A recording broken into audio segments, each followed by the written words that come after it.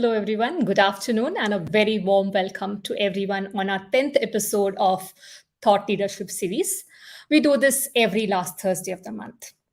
Interweave is a professional diversity consulting organization that offers a range of services to help organizations foster diversity, equity, and inclusion at the workplace.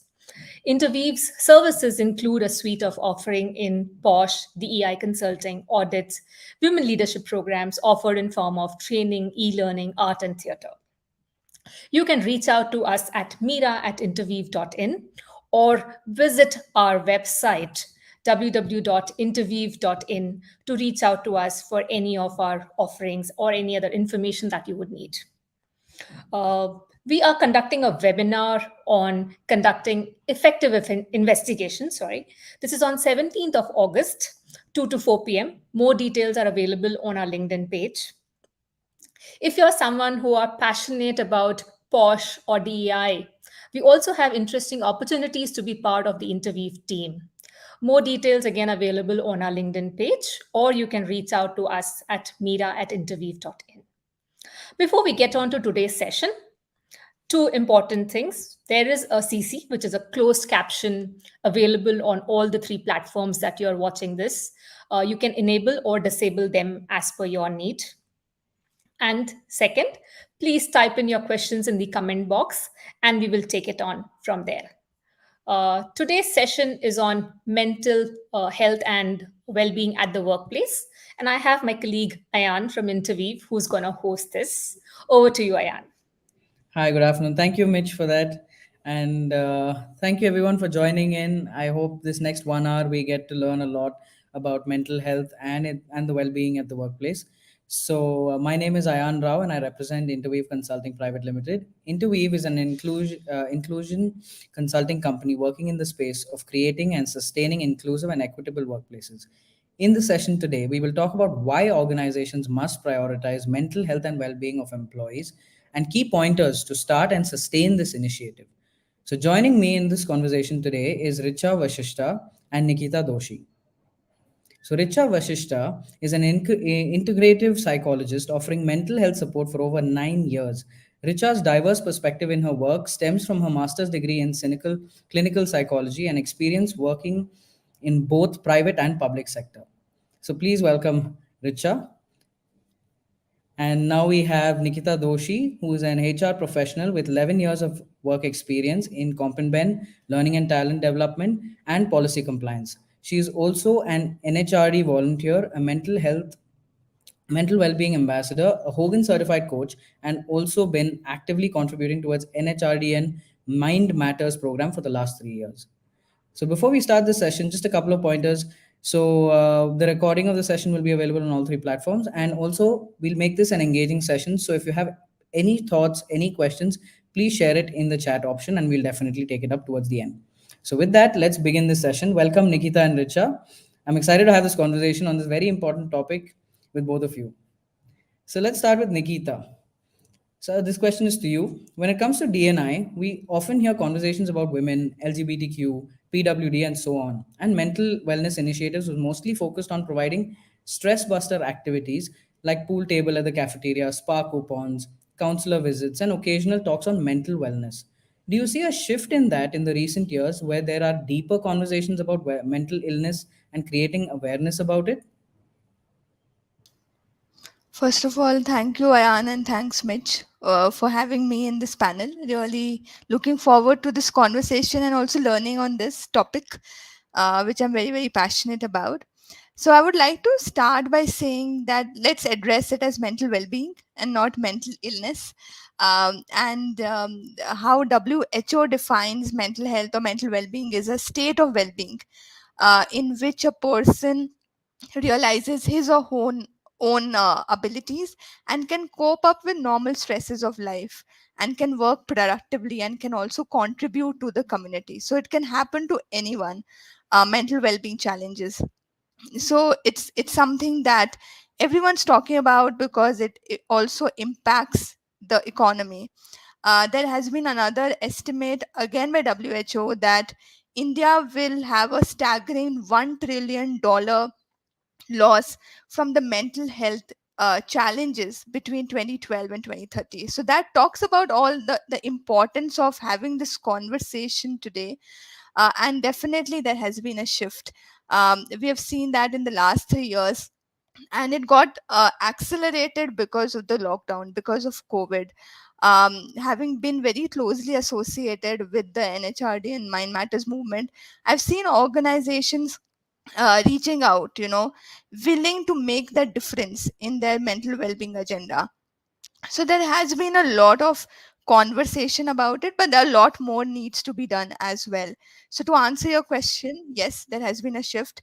What you spoke about, the stress buster activities, the pool tables, all of that, I would say that's the baseline. If all of us are familiar with the Maslow's hierarchy of needs, and it talks about physiological needs at the baseline, and that's the baseline. What companies are investing in now is other elements of that pyramid, right? Talking about safety, there's a lot of conversation on psychological safety. Talking about belongingness, love, how do you create connections in hybrid work? um, and how does that impact mental well-being? Talking about self-esteem, self-actualization as well. So all of these, right, while it's a very old concept of Maslow's hierarchy of needs, but it is very well integrated with mental well-being. And companies are making that shift, but lots has to be done before we get there. Yeah, absolutely. I think there is still a lot that we have to go ahead with in terms of progress, but there's a start to it. So, next question to you, Richa. Why has the need for organizations to prioritize their employees' mental health drastically increased over the last couple of years? Yes, pandemic, but do you also see the pandemic and the after effects working play a significant role in this as well? That's an interesting question. Because when we're saying why has the need increased, I think the need was always there. I mean, people who have worked in the mental health space, or even if you have to talk about mental health, mental well being, it has always existed. It has just been the elephant in the room. We've not addressed it. We don't talk about it. It's stigmatized. There's so much of taboo around it. If I go into a corporate and talk about my mental health, I am worried that, okay, am I going to get this job?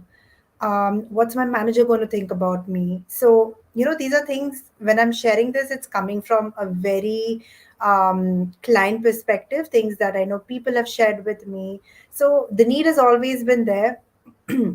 What I can say is that the pandemic has kind of given light to this need. So, while we were dealing with COVID-19 pandemic, I think at the same time we were also dealing with the mental health pandemic, and we were not ready for it. We didn't know what to do in those situations. We were not prepared to deal with, a lot of different types of issues. So I would say that the COVID-19 pandemic absolutely gave light to the mental health issues, because you were stuck at home in confined spaces, and there are so many things that came along with it. And probably that's a conversation we can have a little later. But this kind of gives you an idea on the need for mental health, especially within workspaces, because during the pandemic, what you were seeing is just somebody in front of the screen. You don't know what's happening behind that screen. You don't know what's happening at that home. You don't know if that home is even a safe home for the particular employee.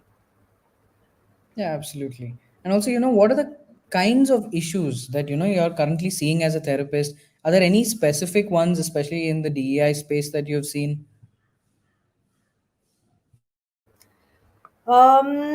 I think when we're trying to talk about diversity, equity, and inclusion, we're trying to talk about vulnerable populations. We're trying to talk about people who are at a higher risk of experiencing a lot of psychosocial issues, right? So, when we're saying psychosocial issues, it's important to bring the psyche aspect of it, but you cannot minus the social aspect of it, because at the end of it, we are living in a society. So whether it's queer people, whether it's women, I think there are a lot of issues that come to me within the therapy space. So again, taking on from the first question around the pandemic, I would say that, and I'm sure we all know this, that there was a very huge there was a rise in intimate partner violence. There was a rise in domestic violence. this was towards LGBTQIA plus people, this was towards women. And a lot of this, did reach the news, a lot of it did not reach the news.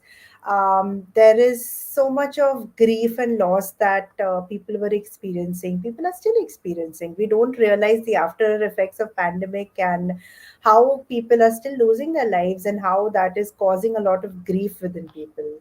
And when we're trying to again come back to the DEI space, I think there is so much that happens at the workspace level that affects people's mental health. Whether we're trying to talk about something as tiny as a microaggression, right? Something just very casually happening on a daily basis. We don't realize how subtly we might just put in a microaggression and not realize how it's going to impact a particular person, whether it's a woman or a queer person. Since these are two large areas I work with, then I would say a lot of like internal conflict, then resulting to a lot of external conflict, dealing with a lot of queer phobia, because even though there might be companies saying that they are friendly towards, let's say, a woman wanting to work post pregnancy, or a queer person wanting to work and being out there, I think there's still a lot of discrimination that the person has to face. There's still a lot of I usually like to describe this as you're going to war on a daily basis. This is a battlefield in front of you. You're fighting for equality in terms of wages. You're fighting for a leadership position.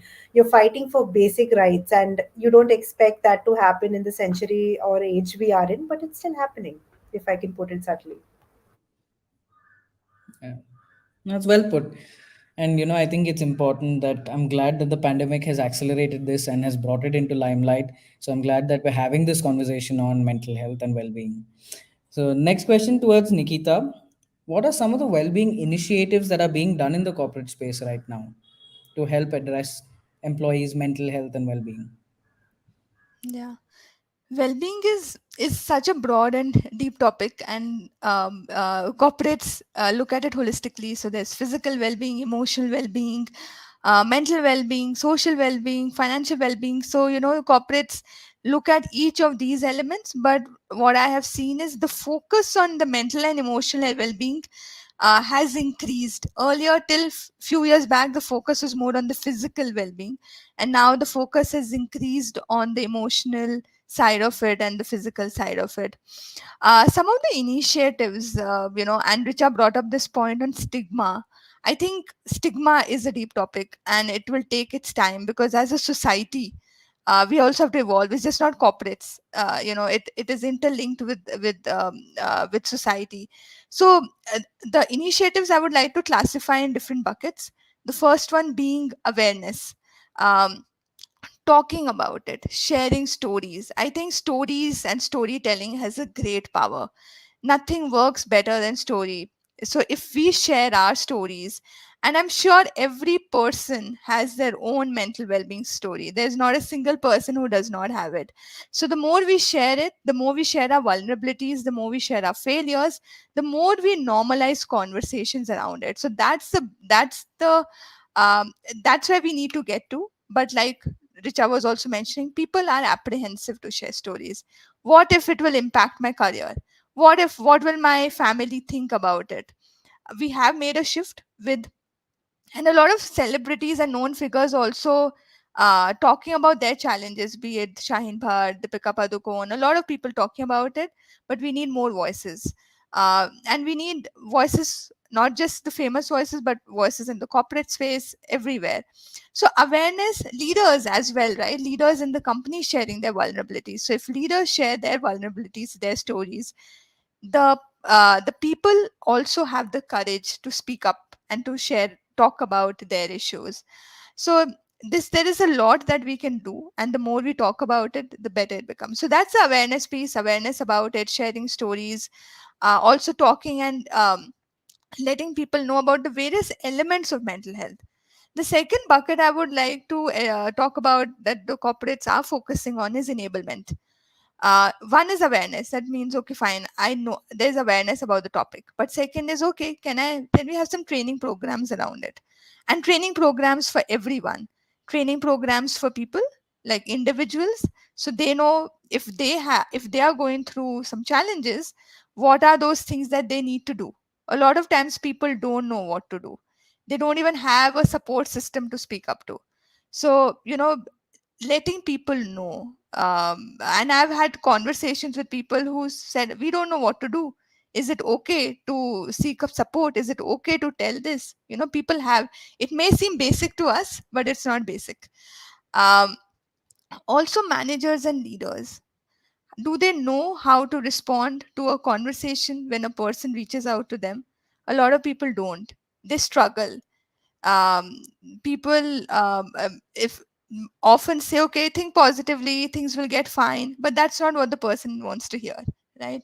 And Richa would definitely add to that. She's a professional in this space. um, but there needs to be training on how do you identify signs. How do you actually have conversations? A lot of times people don't reach out. I can tell you about a personal experience that I had as well.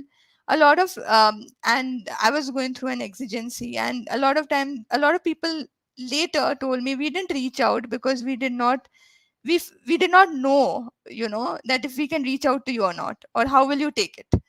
So a lot of times that as well happens. So, and one size doesn't fit all. Everyone has their own coping mechanisms.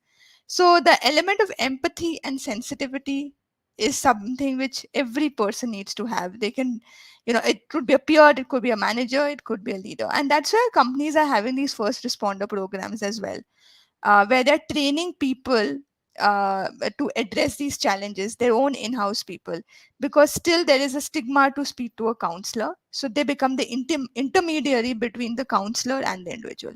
So that's the second bucket, which is the enablement bucket. And then extending to that is also psychological safety at work. Do I feel safe to voice my opinion? Do I feel safe to call out if things are not going well? It has an impact on well-being. If I don't feel safe at work, it has an impact on well-being. And then the third one is the support initiative. Some of it, and you mentioned about it, the counselor sessions or the helplines number and all. But support even through organization cultures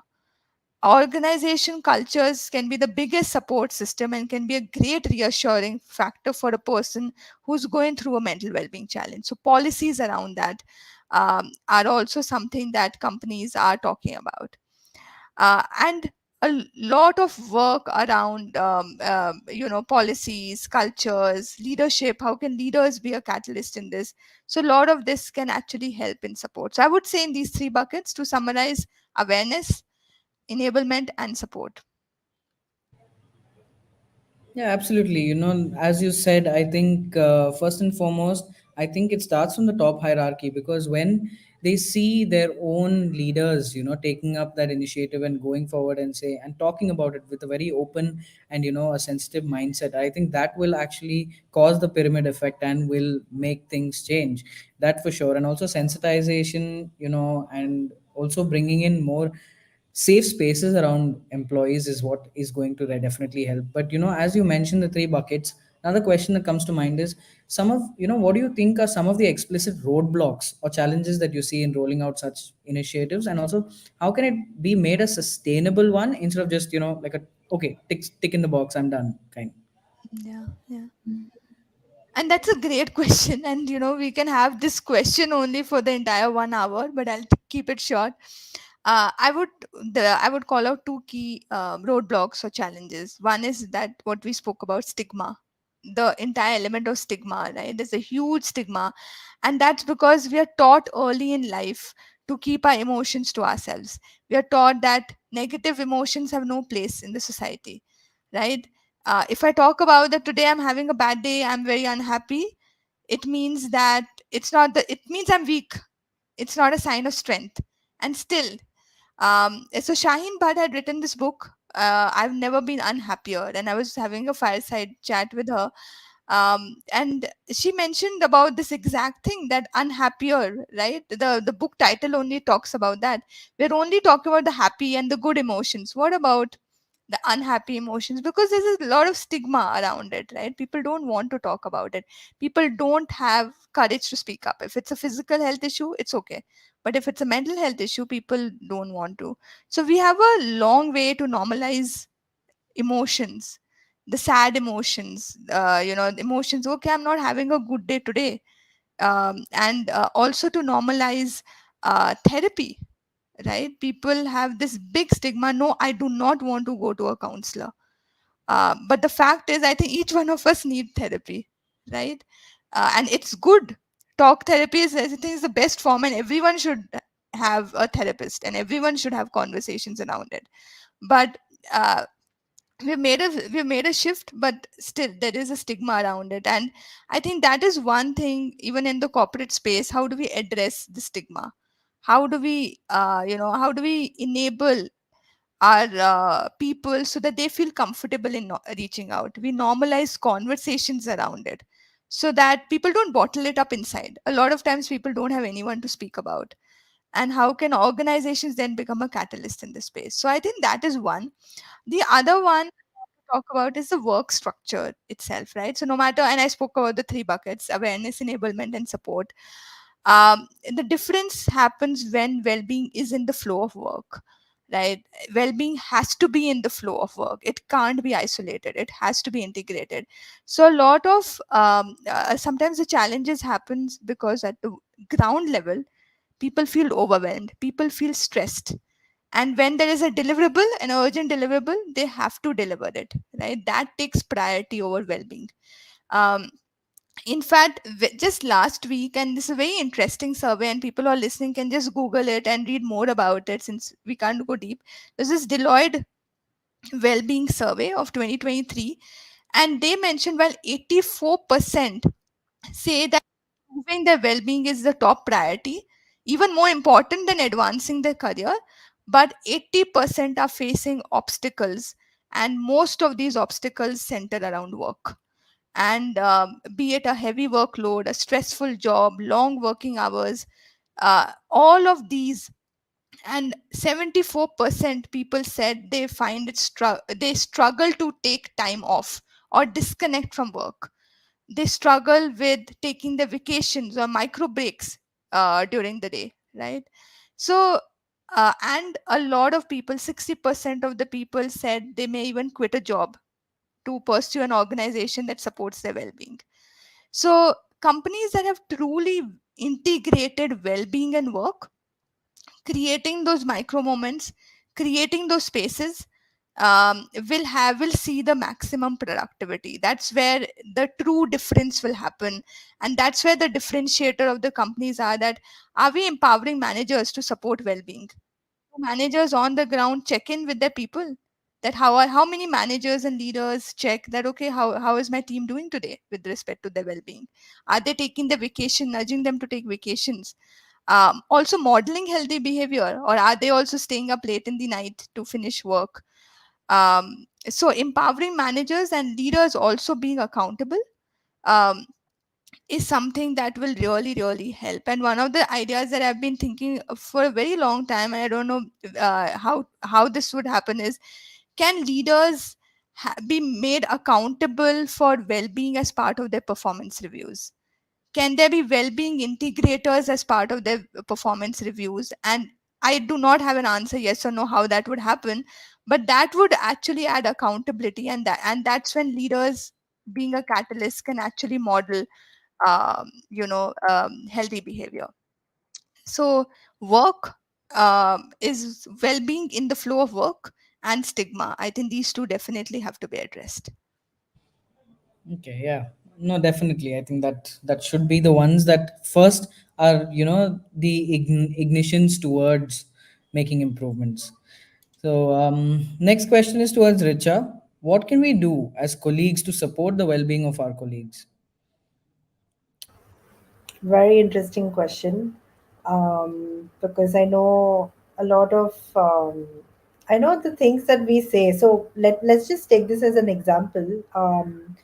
Let's say there's somebody in the office who has depression, and they're experiencing a lot of distress. So they are not being able to wake up on time, they're not being able to like um, do their assignments in time, they're not being able to communicate well during meetings. You might observe that, oh, this person is fairly quiet as compared to what they used to be. Don't tell them कि यार सब ठीक हो जाएगा, everything's going to be okay, you know, just like go take a vacation and come, or you know, just snap out of it. So I think we need to really think about the language we're using when we try to talk about mental health, because I feel mental health and language play a very important role on the kind of triggers it creates for people, right? So if somebody says something inappropriate to me when I'm not doing okay or when I'm not feeling all right, it's going to trigger me even more, and it's going to make me feel that you are not going to understand it. So I'll give you my personal example. When there was a situation when my mental health was not okay, and I'm usually fairly transparent about my mental health with colleagues and people I work with. And I remember somebody telling me that, oh, but like, you know, you've not had it as worse as these other set of people. Like, okay, let's you know, think about them and look at your life. There's so much to be grateful about. And in that moment, I wanted to tell that person, I didn't, because I didn't have the bandwidth to or the labor to, but I wanted to tell them that I don't have it in me to look at the bright side. I'm really going through a lot in this moment. So when you say something like that, you're actually invalidating somebody's experiences. So it's very important that I first addressed things that we shouldn't say to people who are experiencing mental health issues, and using language as a very important medium. Think before you want to support somebody with a mental health issue. The first thing that you can do with you know, somebody you want to support as an employee is read up on mental health. um, I think there are a lot of conversations right now happening around neurodiversity at the workplace. So I think it's very important to now understand that our brains function very differently. Nikita, me, Ayan, all our brains function very differently. And we can't say who's neurotypical, who's neurodivergent. We don't know that. So I think it's very important to now look at, you know, workspace from a very neurodiverse perspective, and keep these things in mind, that okay, how can I then create an inclusive environment or culture for the employees. Can I respect people's confidentiality when they don't want to talk about something? So if I say that, oh, I'm not okay, and somebody's going to, next question is like, oh, tell me, I'm here, I'm here, like, please come and talk to me. No, I don't want to talk to you. No, I'm not ready to have a conversation around it. So I think it's very important to kind of respect privacy and confidentiality of people, even though you're letting them know that you're there for them and you're here to support them.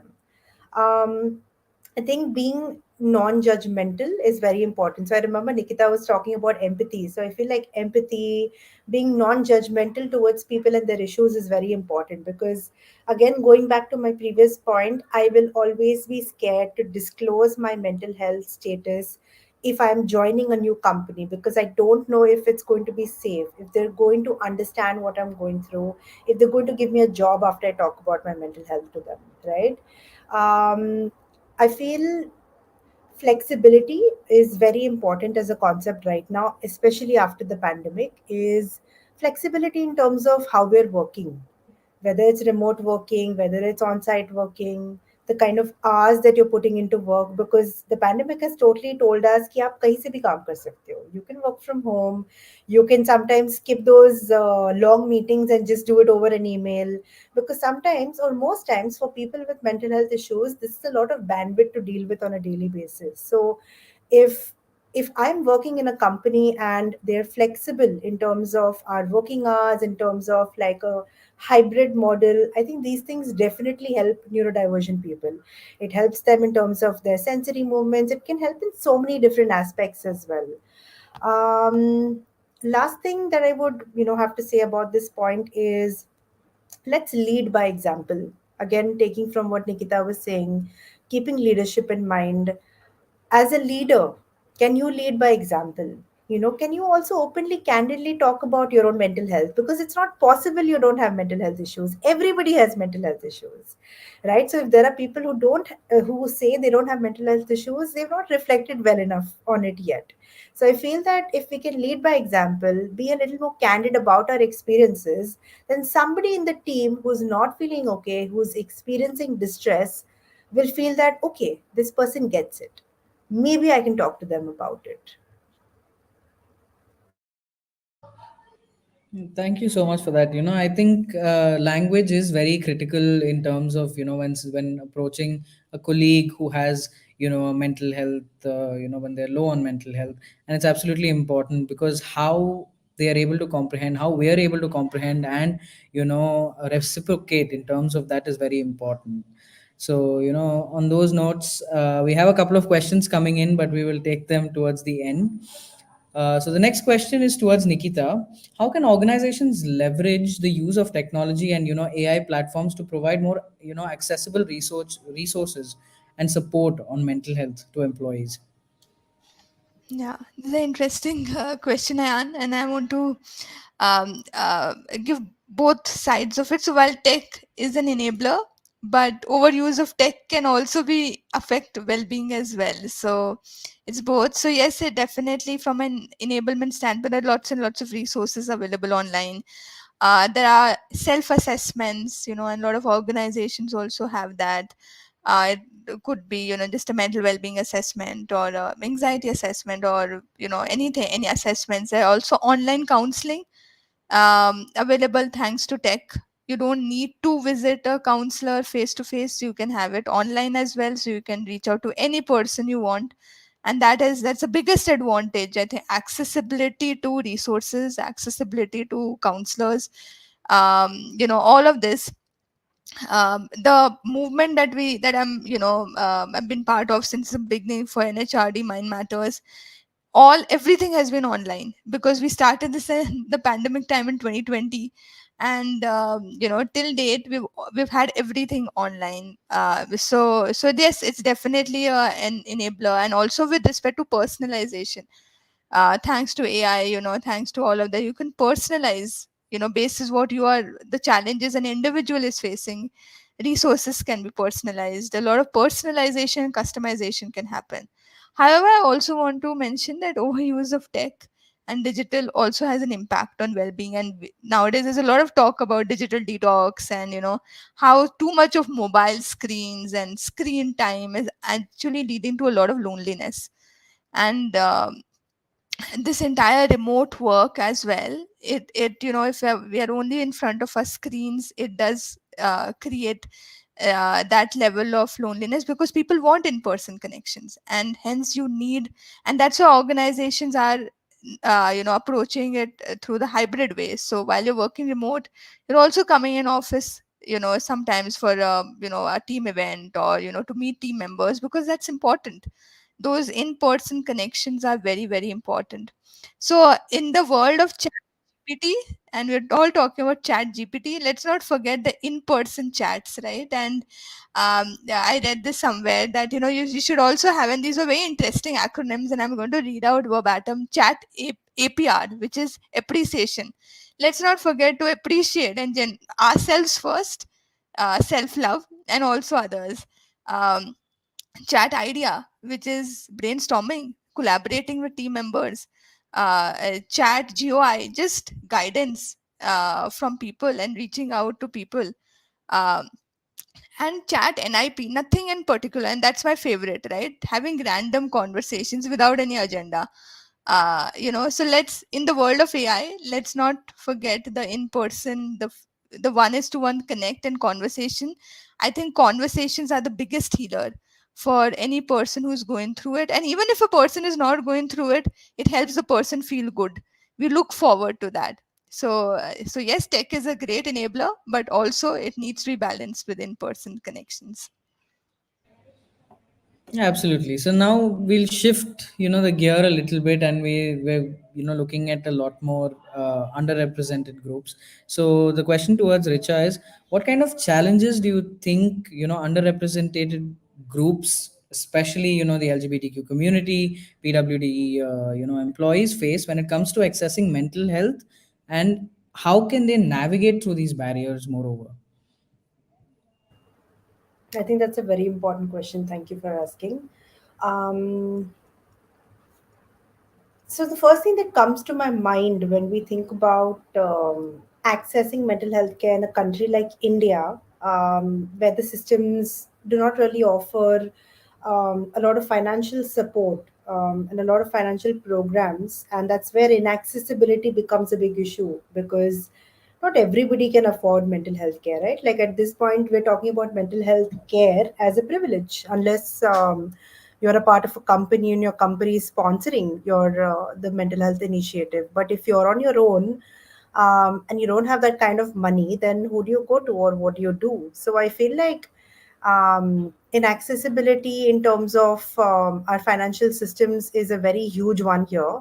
Now when we're adding the layer of diversity, when we're talking about persons with disabilities, when we're trying to talk about queer people, when we're trying to talk about women, for example, I think when let's take queer people or persons with disabilities, I feel like the affirmative care that is required to work with somebody with a disability or to work with a queer person is also not there within the mental health system. So I'll give you my example. I did my master's in clinical psychology, but I was taught nothing about how to support somebody with a disability or how to support a queer person. So if a trans person comes to me and tells me that they'd like to go in for a gender affirmative surgery, me back right when I just finished my masters did not know how to deal with it. It was my lived experiences of like interacting with queer people, my little bit of like training that I had to do on the side because my professional training didn't give it to me. So I think there's a lot of inaccessibility in terms of getting the affirmative care for like diverse people. And now, when trying to add another layer to this, is in the corporate spaces. We have a lot of EAP programs. So, I'm saying this from a space where I have been doing my research on EAP programs and the kind of things that people are offering. So even in the EAP spaces, most people don't know what queer affirmative therapy is. They're talking about being queer friendly or like, yes, I'm here to support queer people, but when it comes to the pragmatics of it, they don't actually how to work with queer people. So I feel like especially in the DEI space, these nuances are very important. If you're trying to use an intersectionality lens, do you know how to work with caste? Do you know what the caste related issues are? Do you know how to work with class? Do you know how to work with religion? It's very important to understand how these different intersections are very much in the workspace, are very much existing in our ecosystem, but um, as a part of my ecosystem as a mental health practitioner, a lot of us are not equipped to manage something like this. um, then I think some other issues that can come in are, just like not getting the right kind of family support, because again, mental health is very stigmatized. And if I'm sitting at home, I cannot really keep my door shut. It's a very common thing that I've experienced with a lot of my clients. So I'm a teletherapist. I do all my work completely online. And most times I've had my clients, especially coming from margins, who had to go to the terrace and talk to me, who've had to go inside a bathroom and talk to me because inside a home you're not allowed to keep your door shut. Such a small basic thing, but that's where like privacy comes in. That's where the concept of space comes in. And how do I talk to my therapist about maybe some toxicity that's happening at home? How do I talk to my therapist about it when I'm not even allowed to keep my door shut? I'm not allowed to have my own privacy.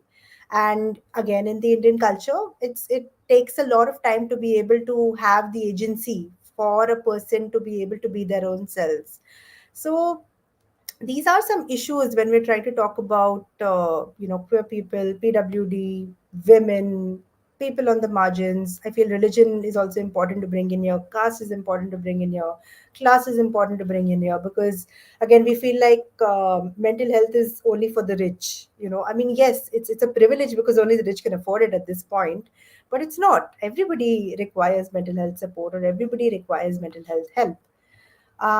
So that's the first part of your question. The second part is what we can do to address it, if I'm not wrong. Okay.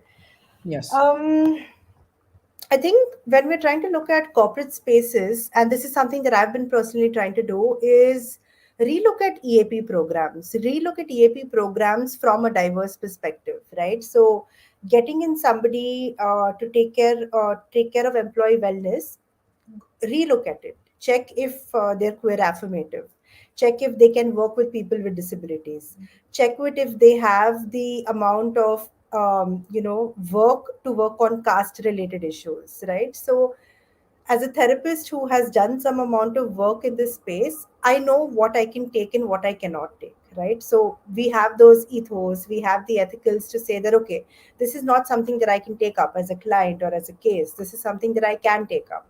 So I think it's very important that, we relook at our policies. So I think Nikita had mentioned policies. Relook at our policies. How are we focusing on, in mental health, for example? What is our understanding of self-care? Is it spa day? Is it go to get a pedicure day? What is our understanding of self-care as a concept? I think it's so social media focused. It is so like what's on Instagram, and a lot of our nuances get diluted because of it. So I think it's very important to relook at the things that are already being talked about, but try to understand it from the point of view that's actually going to benefit someone on the long run, and not like, okay, chalo फटाफट अभी immediately हम आपको बैंडेड कैसे लगा सकते हैं. Yeah, I think we were looking at, bringing in the first aid and just with that, it's done. But nobody is looking at the long term care of it. So, yeah, absolutely agree on that. So, having said that, this question is posed to Nikita. So, how can we customize mental health initiatives to cater to folks with differential needs, rather? And how can these initiatives be inclusive, sensitive, and even equitable? Yeah. Like I mentioned earlier, and one size doesn't fit all. So that level of personalization and customization is important. There are certain initiatives which are done at an organization level, like we spoke about counseling. That's a personalized thing. You are facing this, you reach out to a counselor. It's a personal one is to one conversation. It could be policies, it could be some self assessments and all of that stuff. But on the ground, especially with respect to, if I talk in the construct of the workplace, it is that person's immediate support system that can make it. So the manager, the leader, the peer group, are they making the person feel safe and comfortable? Because no matter what the organization rolls out, if it is not being implemented on the ground, it is of no use. So organization culture we speak about, but that needs to be cascaded to every team member, to every leader, to every team. That's very, very important. So that personalization happens when managers and leaders take accountability. I spoke about some simple practices, right? It could be okay having regular conversations to understand what the person needs. My need versus your need versus Richa's needs may be very, very different. Richa spoke about language, which is so important, and we face it on a day to day basis in personal and professional construct. People and everyone is learning in this journey. They struggle with what to speak. What should I speak? What should I tell? So that's where personalization happens. Um, Understanding, okay, this person's need is this, so let me address it with that, right? Today the person is struggling with this. Can I probably deprioritize some work deliverables because the person needs to focus on their well-being? Can I do that, or can I as a peer help out this person and reach out and support the person? That's when the person feels supported. That's when the person feels, yes, my personal needs are met. So conversations, that immediate circle of support, is very, very important to make it personal. And like I said, sharing stories, right? If we encourage people to share stories, I love this human library concept where people share their own stories, and when you actually listen to them, it often happens with me. I'm sure it happens with everyone. This is so relatable. This has happened to me as well, and this person is talking, so it gives that level of assurance that I'm not alone in this journey, which is very, very important. So that's how personalization on the ground happens. I think as you said, personalization. It starts from day-to-day practices and right from our personal life to professional life. So I think these are the things that we have to start incorporating, as we go forward.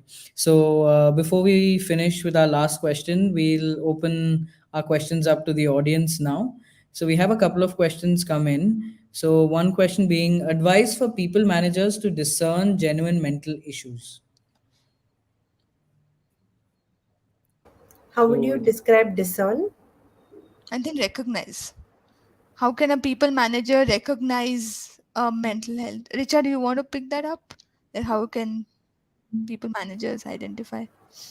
Hmm. Hmm. I think that's a very important question, and I do these training programs on like mental health allyship to be able to support your employees better.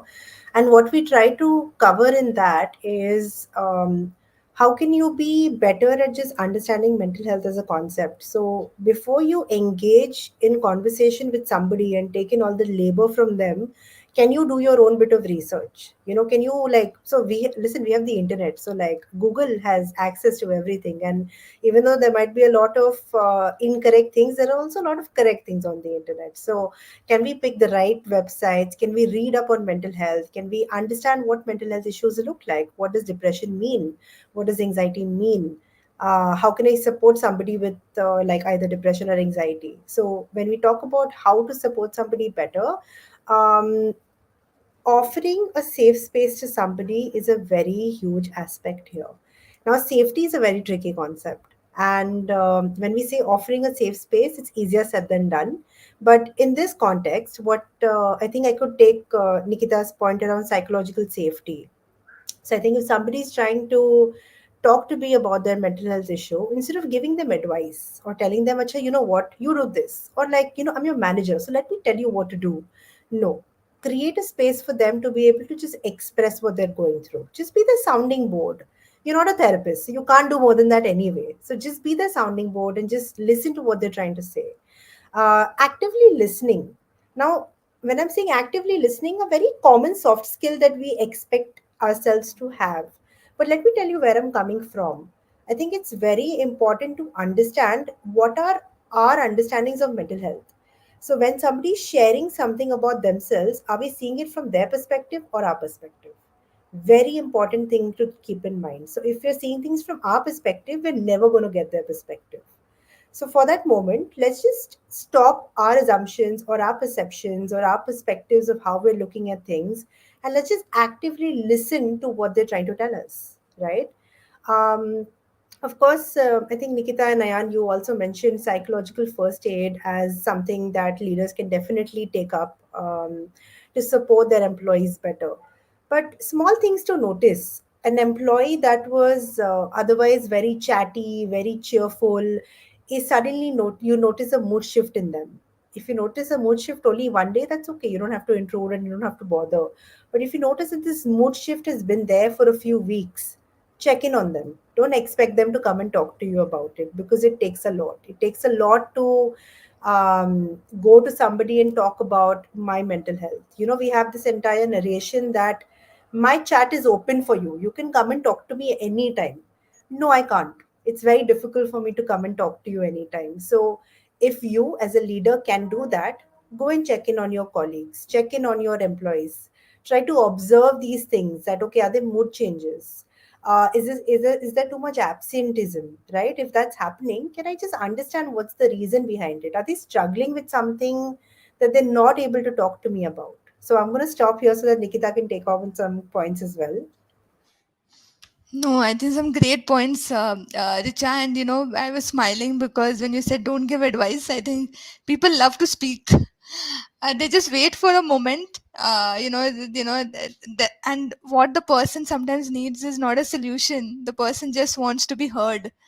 And people are dying to give solutions, so that listening without interruption doesn't happen. Even before the person completes, there here comes one piece of advice. So I think listening is a skill that definitely needs to be there amongst everyone, not just managers, amongst everyone in our personal and professional space. I think the other point that you mentioned about, while people say, yeah, you can reach out to me anytime, but still people don't reach out. And why does that happen? And sometimes, like, a simple practice I've observed is when that person himself or herself shares their story, that brings the biggest unlock. So, if I have sensed that there is something probably playing out in Richa's mind, but Richa is not talking about it, I've seen this, as just as a thing that, okay, if I share my story, probably the person will start, opening up. So people don't open up till they don't have that trust, and trust is not developed. So I think one of the key things is, how do you develop trust. I also just wanted to add in, when how do you identify the signs, from and a lot of times people don't know. So I think having those sessions, I think there was another question that I was saying, how do you train people as well. So, regular enablement of people is just not a one-off session. So enablement and training of managers on empathy, sensitivity, because it's not easy. It's very easy for three of us to talk about, sense emotions, but it doesn't come. People, it's not easy.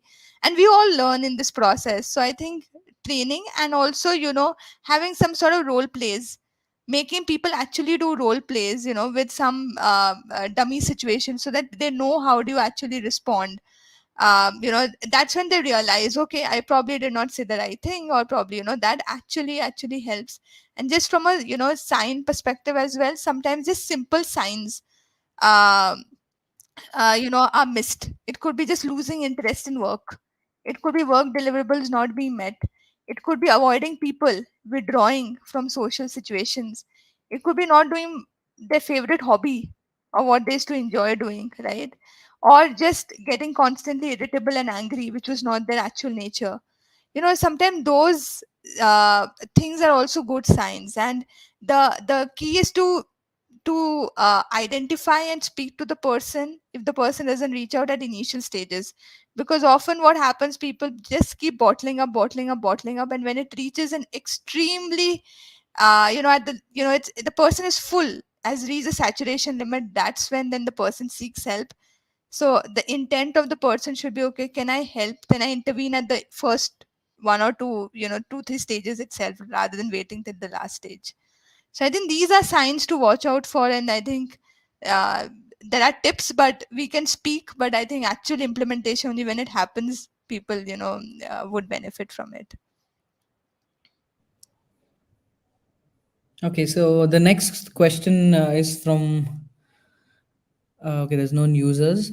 So oftentimes organizations may superficially claim to be allies and supportive. However, they indulge in a lot of tokenism without any real actions towards being inclusive because of the workload. So in this context, how can one speak to the management, or how can one as an employee or team member help inculcate inclusion in the company culture?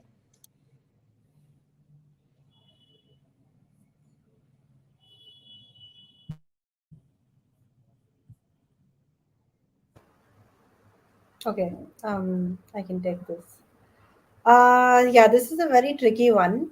I think I've personally seen this happen in situations. I feel that when you have a management that is not very cooperative towards sensitive issues like mental health, you start noticing how it then starts affecting just the ethos of the entire work system.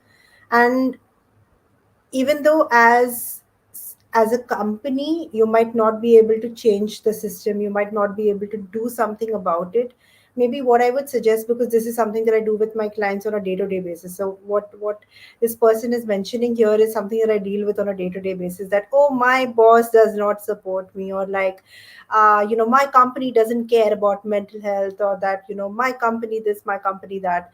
I'll tell you something that I work with them on a personal level is this entire concept of drawing boundaries. And I'll bring in self-care as a concept here. So when I was talking about self-care earlier, I'll talk about what self-care means to me and what I do in terms of cultivating self-care in therapy sessions as well. So if you're stuck in a similar situation where, keeping workload in mind, keeping the management in mind, there's not a lot of support coming in from there, draw your boundaries. What does it mean to draw your boundaries is, let's understand how much work you're taking in. Are you taking more work than what you can actually take? If you've taken enough work, then at some point it's okay to say no. Learn to say no. It's very important to be assertive and put a stop somewhere, because otherwise you're going to be overworked, and after being overworked you're going to be burnt out, and then you're going to deal with a lot of mental health issues, right? So that's the first one. I think it's also very important to kind of draw the line as to, when do I want to check my emails? We live in such a digital age that first thing we open our eyes, we're checking emails, we're checking Instagram. But I think if we can create a little bit of a work-life balance, can I decide when's the first thing in the morning I want to check my emails? Do I want to check it at 7 a.m., or do I want to check it at 10 a.m. when I actually log into work, right? Now, when we're trying to talk about log into work, companies are very particular about when you're logging into work, but not particular about when you're logging out of work.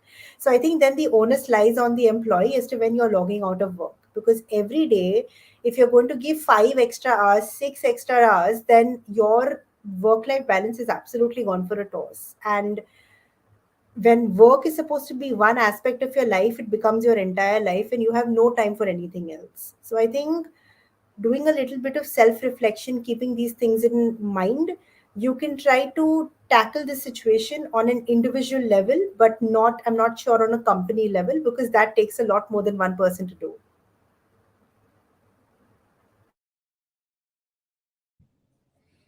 Okay. So we have another question. If you can suggest any event activity that can be organized to create a more supportive work culture for online and offline employees.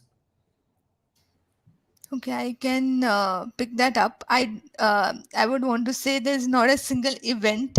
It's a journey in itself to reach there.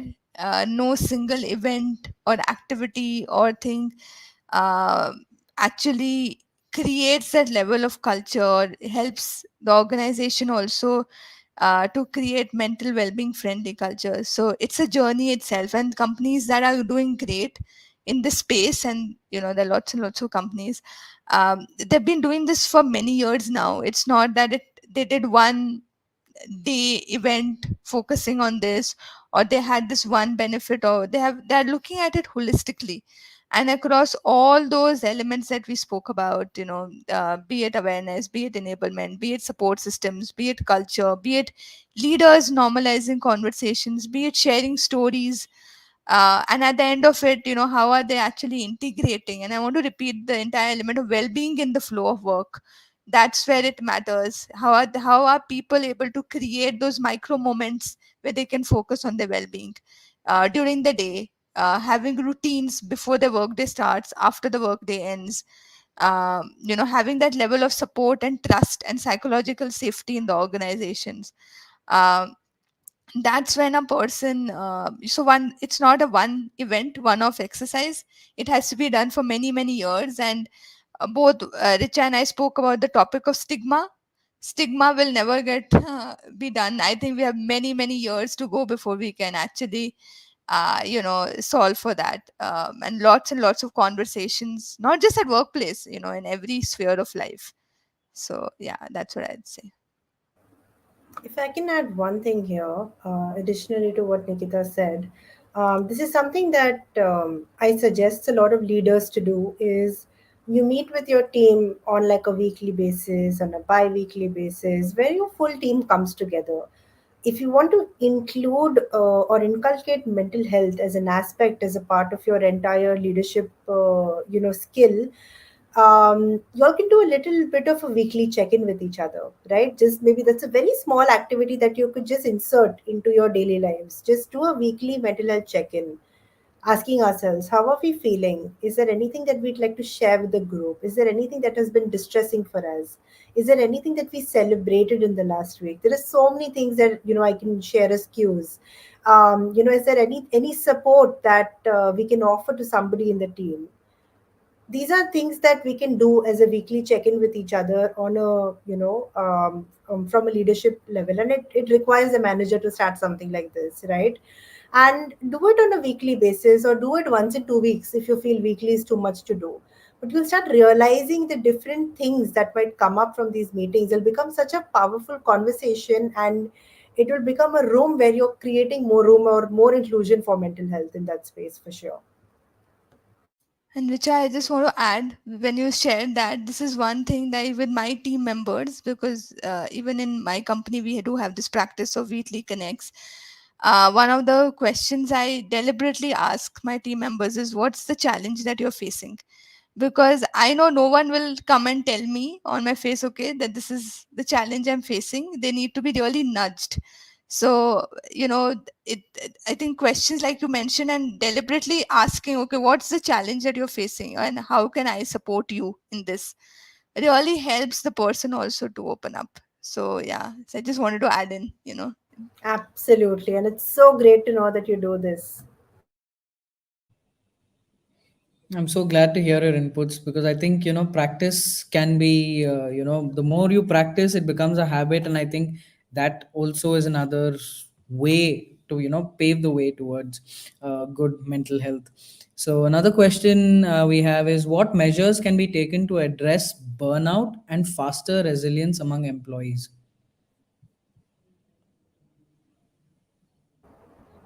Hmm. Um, I feel that, so these are very this can be very controversial because it's my personal opinion, of course. But I feel burnout is is an organization responsibility, right? So we always look at burnout from an individual person's responsibility as to what can I do as an individual to not reach the point of burnout. And yes, that's definitely something we can do, and that's something that I do in therapy with my clients. But in this space, I'd like to talk about burnout and burnout prevention as an organization's responsibility, so that we realize the point where we're kind of really pushing our employees and doing that to be able to reach targets. So our entire work culture, and I understand because being a part of the corporate space, is very target driven, is very money driven, very sales driven, and I understand where that comes from. But at what cost is a very important question to ask ourselves. If I'm noticing that the attrition rate is increasing, if I'm noticing that I'm really pushing the sales employees, the marketing employees, the BD people, and if it's really affecting their mental health and they're reaching a point of burnout, then it's my responsibility as an organization to do something about it. And that's why I say that burnout prevention is an organization's responsibility to relook at how we are approaching our plans, how we're approaching business. um, the second thing was resilience, right? What was the second part? I forgot. Yes, it's resilience, faster resilience among employees. um, Hmm. I'm not sure what faster resilience means for this person here, but I feel like, again, when we're trying to talk about resilience as a topic, we're trying to talk about, chalo, how are you going to be this tough buck to be able to survive the hustle culture, right? A lot of startups that I work with have this entire thing that, oh, I have to be able to survive this, or how am I going to be able to be a part of this system? So I feel like when we're saying faster resilience, or when we're using words like this, I think it's something for us to reflect on, is in what capacity do we want somebody to be resilient? Do we want somebody to be resilient or productive? Another beautiful word that we very commonly use. to be able to function in a very neurotypical capacity, so that you're able to reach the targets, you're able to reach the sales that we're as a company looking at. So I'm very subtly always trying to understand what are our intentions when we're trying to focus on productivity levels, when we're trying to focus on motivational levels at work, when we're trying to focus on resiliency, when we're trying to focus on the hustle culture, for example. So I think something to self reflect is key. What is our intention here? Is our employees wellness our intention, or only our targets our intention? Yeah, and Richa, while there's a lot of onus on the organization to ensure, the work is structured in a manner that it doesn't lead to burnout. But at the same time, also I feel, okay, if the individual is feeling it, are they also calling it out, or they're just going? So there was this interesting visual I had seen some time back, that you're actually work, and then you fall sick, and there's a period of long rest. Instead of that, you continue to work, rest. So how do you create those moments? And it could be as simple as mindfulness, it could be as simple as journaling, it could be as simple as, okay, instead of a 30-minute meeting, I'll do a 25-minute meeting, and 5 minutes I'll do something that gives me joy. So that actually helps. Like yesterday I was really stressed about something, and I just took a 1 hour break, and that made me feel better. I just needed that space, just to lighten myself. So there are these micro practices that an individual also can adopt to ensure that this is sustainable, right? You can't work 24/7, that's not sustainable. Okay, I think we're a little above time, but to close this session, we have a last question. So what are some of the self practices that we as individuals can incorporate in our daily routine to maintain that healthy mental well being?